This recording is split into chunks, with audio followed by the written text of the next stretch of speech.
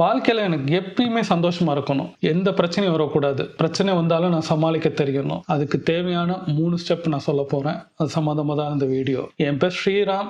Mind set சம்மந்தமாகவும் எண்ணம் போல் வாழ்க்கையை பற்றியும், நெகட்டிவ்லேருந்து பாசிட்டிவாக உங்கள் வாழ்க்கையை மாற்றுறதை பற்றியும், எனக்கு தெரிஞ்ச படித்த கேட்டதை பற்றி ரா அண்ட் ரியல் கண்டென்ட்டாக நான் போட்டிருக்கேன். ப்ளேலிஸ்ட்டாக இருக்குது. உங்களுக்கு பிடிச்சிருந்தா மாத்திரம் நீங்கள் சப்ஸ்கிரைப் பண்ணுங்கள், லைக் பண்ணுங்கள், ஷேர் பண்ணுங்கள், சப்போர்ட் பண்ணுங்கள். நீங்கள் சந்தோஷமாக இருக்கணுன்ற நீங்கள் எங்கெங்கெல்லாம் தேடிட்டு இருப்பீங்க. ஒன்று வெளியில் இருக்க சந்தோஷன்றது வேற. உங்கள் வாழ்க்கையில் நீங்கள் என்னென்ன பண்ணுறீங்களோ அதை நான் சொல்லலை. உங்ககிட்டே சில மாற்றங்கள் பண்ணும்போது எப்பயும் எங்கேயும் வாழ்நாள் முழுவதும் நீங்கள் சந்தோஷமாக இருக்கிறதுக்கு வழி இருக்குது. அதில் ஃபஸ்ட்டு ஒரு விஷயம் வந்து ரொம்ப திங்க் பண்ணாங்க, ஓவர் திங்கிங் பண்ணாதீங்க. கண்டதை திங்க் பண்ணிகிட்டே இருக்கிறாதீங்க. பாஸ்ட் லைஃப்பில் நடந்த ப்ராப்ளம், அதில் இருந்த பிரச்சனைகள், அதில் பேசின வார்த்தைகள், அதுக்குள்ளே சண்டை போட்டது என்ன வேணா இருக்கட்டும், அதை தூக்கி இந்த ப்ரெசன்ட் லைஃப்பில் உட்காந்துட்டு அதை பற்றியே திங்க் பண்ணுறது. இந்த ப்ரெசன்ட் லைஃப்பில் என்ன யோசிக்கிறேன்னா, ஃப்யூச்சரில் வந்து எனக்கு இந்த இது நடக்குமா, அது நடக்குமா, வேலை கிடைக்குமா, ஃபாரின் போகலாமா, இல்லை எனக்கு பொண்ணு கிடைக்குமா, மாப்பிள்ளை கிடைக்குமா, எனக்கு இப்படி சொல்லிட்டாங்க, ஜாதகம் சொல்லிட்டாங்க, அது சொல்லிட்டாங்க, இது சொல்லிட்டாங்கன்றது ஃப்யூச்சரில் என்ன நடந்தோம்னு 20 வருஷம் கழிச்சு என்ன நடக்க போகிறதுன்னு இன்னைக்கு உட்காந்து யோசிக்கிறது. பாஸ்டில் நடந்தது போயிடுச்சு, ஃப்யூச்சர் இனிமேல் வரப்போகுது. ஆனால் ப்ரெசன்ட் லைஃப் இந்த கணம் இந்த செகண்டை என்ஜாய் பண்ணவே மாட்டேங்கிறீங்க.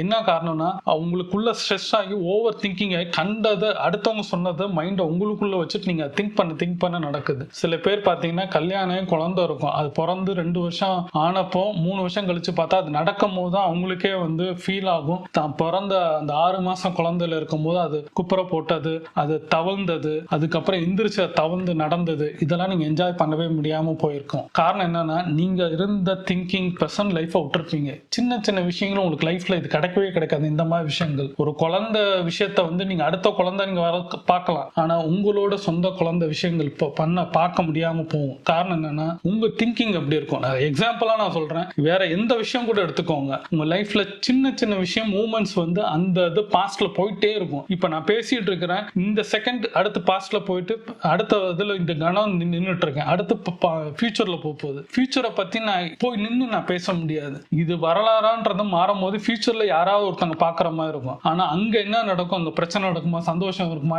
அதை பத்தி நம்மளும் யோசிச்சுட்டு இருந்தோம்னா இந்த செகண்ட் இந்த கணத்தை நான் எதுவுமே நான் பண்ண முடியாது. பாஸ்ட்ல நடந்த பிரச்சனை இன்னைக்கு நான் யோசிச்சுட்டு இருந்தேன்னா நான் எந்த வேலையும் பண்ண முடியாது, யாராலையும் இது பண்ண முடியாது. எல்லா ப்ரொஃபஷனும் ஜெயிச்சவங்க அத்தனை பேர்ட்டும் கேட்டீங்கன்னா இந்த செகண்ட் இந்த கணத்தை என்ஜாய் பண்ணிருப்பாங்க. அப்போ அவங்க இந்த நேரத்துல என்ன செய்யணுமோ அதை செஞ்சிருப்பாங்க, இந்த நேரத்துல இந்த வேலை செய்யணுமா செஞ்சிருப்பாங்க, இந்த நேரத்துல அவங்க என்ஜாய் பண்ணிருப்பாங்க. அதை விட்டுட்டு என்ஜாயும் பண்ண மாட்டாங்க, அடுத்தவங்களையும் சந்தோஷமா இருக்க விட மாட்டாங்க. தானும் கஷ்டப்பட்டு வெல்த் எல்லாம் போய் நின்று ஃப்ரஸ்ட்ரேஷன் ஆகி ஸ்ட்ரெஸ் ஆகி லைஃப்ல எல்லாமே கொலாப்ஸ் ஆகி நிக்கிறது காரணம் பார்த்தா ஓவர் திங்கிங் தான். முதல்ல அதுல இருந்து விட பாருங்க, அப்பதான் இந்த லைஃப் உங்களுக்கு சந்தோஷமான வாழ்க்கை கொடுக்கும். ரெண்டாவது, யாரையும் ரொம்ப நேசிக்காதீங்க. அது ஹஸ்பண்டா இருந்தாலும் சரி, ஒய்ஃபா இருந்தாலும் சரி, குழந்தையா இருந்தாலும் சரி, உங்க ஃப்ரெண்ட்ஸா இருந்தாலும் சரி, ஆபீஸ்ல எதா இருந்தாலும், ஒரு பிசினஸ்ல இருந்தாலும் சரி, ஒரு பொருள் இருந்தாலும் சரி, எந்த விஷயமா இருந்தாலும் சரி, அது உயிர் உள்ள இருந்தாலும் உயிர் இல்லாத பொருளா எதா இருந்தாலும் எதுக்காண்டியும் நீங்க ரொம்ப நேசிக்காதீங்க. நேசிக்கும் போது அது சில நேரம் வந்து நம்மளை விட்டு போகும்போது அந்த வலி கொடுக்கறது வந்து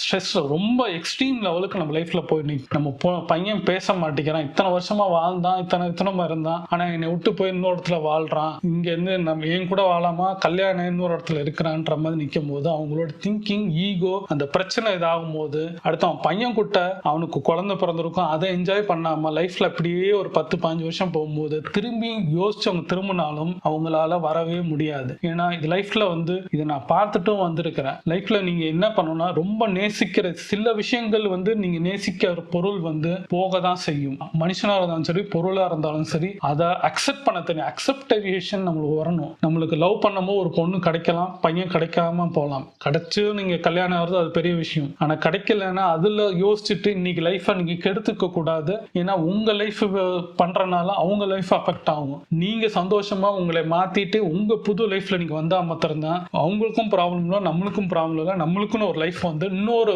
நல்ல பர்சன், நீங்க லவ் பண்ண பர்சன் நல்ல பர்சன் தான், ஆனா வர பர்சனும் நிச்சயம் நல்ல பர்சனா இருப்பாங்க. அப்ப காட் வந்து இது கொடுக்கலன்னா இன்னொரு விஷயத்த கொடுப்பாரு. இல்லாத பட்சத்தில் லெஃப்ட் போச்சுன்னா ரைட்ல விட்டு நீங்க போகணுன்றதான் என்னோட ஹேபிட்டா தான் இருக்கும். நிறைய விஷயத்துல நான் அப்படிதான் இருப்பேன். உறவுகள் போனாலும் சரி, நம்ம வீட்டுல இருக்கிற இருக்கிறவங்க நீங்க சொல்லலாம், ஈஸியா சொல்லிட்டு போயிடலாம். நம்ம குழந்தைங்க மேல ரொம்ப பாசமா இருக்கக்கூடாது. அதுதான் இருக்கிறதுலே ஆபத்தான விஷயம். நீங்க லவ் பண்றது கூட விட்டு இன்னொன்னு உங்களுக்கு கிடைக்கும். பையன் அதுல கிடைக்க மாட்டான், பொண்ணு இது கிடைக்காதனால அது ஆபத்தா போய் தான் முடிக்குது. நம்ம சரி போயிட்டாங்க, அவங்க லைஃப சேஞ்ச் பண்ணிட்டு போயிட்டாங்க. நம்ம எப்படி கல்யாணம் வந்தப்ப நம்ம லைஃப் அப்பா அம்மா விட்டுட்டு நம்ம சில விஷயம் பண்ணோன்றது திங்க் பண்ணா இந்த விஷயம் வராது. அவங்க எப்படி புரிஞ்சுட்டு கரெக்டா பேரம் பேத்தின்னு என்னைய பார்த்தாங்களோ அதே மாதிரி நம்ம பையன் கல்யாணம் ஆகி பொண்ணு கல்யாணம் பண்ணா நம்மளுக்கு ஒரு பேரம் பேத்தின்னு வரும்போது அதை யோசிச்சிருந்தாங்கன்னா அந்த டிரான்ஸ்ஃபர் வராது. நேசிக்கிறத எல்லா காலகட்டத்திலும் எல்லாருக்கும் இந்த ஒரு ப்ராப்ளம் இருக்கு. அதனால ஒரு அளவோட இருங்க.